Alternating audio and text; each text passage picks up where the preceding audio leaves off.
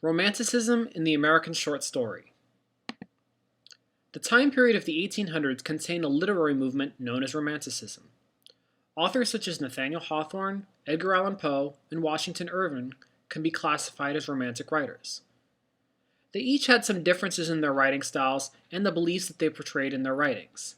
Nonetheless, it's worthwhile to look at the general ideas of the Romantic writers.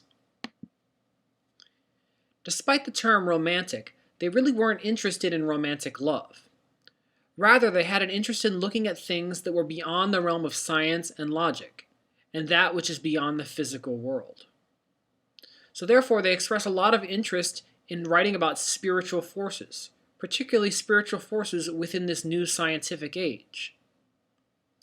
However, they were mostly not focused on God or the devil, but rather on supernatural forces.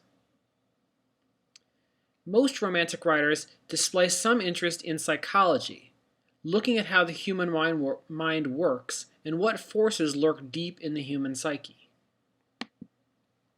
Two of the most popular American writers of this Romantic era were Nathaniel Hawthorne and Edgar Allan Poe, who were particularly well known for their short stories. The short story emerged as a popular genre in the early 1800s.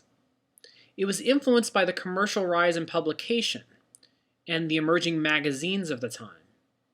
So many of the early short story writers were published in magazines of that time. As such, the short story is a somewhat unique American phenomenon for this time.